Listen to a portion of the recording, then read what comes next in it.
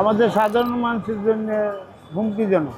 বিভিন্ন জায়গায় যদি হামলা হয়ে থাকে যারাই করছে, এটা তো দেশের ক্ষতিজনক কাজ। আর এই ক্ষতি করাটা দেশের লেগে, দেশের মানুষের লেগে, এটা আসলেই ঠিক না। এইভাবে যদি দেশ চলতে থাকে সামনের দিকে তো আরো ভয়াবহ রূপ ধারণ করবে। অতএব যারা রাজনীতিবিদ, যারা রাজনীতি করে, সবাই যদি এক না হয় তাহলে সামনের দিকে তো আগানো সম্ভব না। প্রথম আলো বা এই যে কালকে আগুন ধরাই দিছে, এটি আসলে পাশে একটা বিল্ডিং থাকতে পারে, ওনাদের বাচ্চা কাচ্চা থাকতে পারে, ওনারা আহত হইতে পারে। এটা আসলে আমরা কেউই চাই না, আমরা চাই শান্তি। প্রথম আলো, ডেইলি স্টার, এরা কি কাজ করছে, এরা কি অন্যায় করছে? এই যে পত্রিকা অফিসগুলো যে তারা অগ্নিসংযোগ, ভাঙচুর, লুটপাট করছে, এটা তো আমাদের রাষ্ট্রীয় সম্পদ, আমাদের দেশের সম্পদ। হ্যাঁ, আপনার আমার সম্পদ।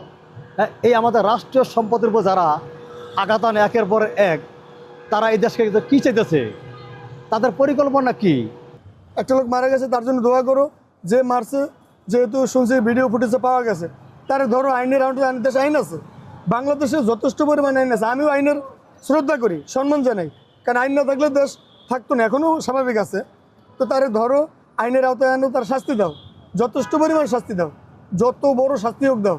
কিন্তু আসলে সাধারণ জনগণের ক্ষতি করা, একটা দুর্ভোগ করা, তারপর আবার এই যে ভাঙচুর করা, এটা তো দেশেরই সম্ভব। আমার মনে হয় না যেটা ঠিক, এবং বাকিটা আমার চেয়ে ভালো ভালো জ্ঞানী ব্যক্তি আছে, তারা ভালো জানে কোনটা ঠিক কোনটা বেঠিক। সবাই একটা নিরাপত্তাহীনতায় ভুগছি আমরা। এদেশ গণতান্ত্রিক দেশে এটা এরকম আমাদের কখনোই কাম্য নয়।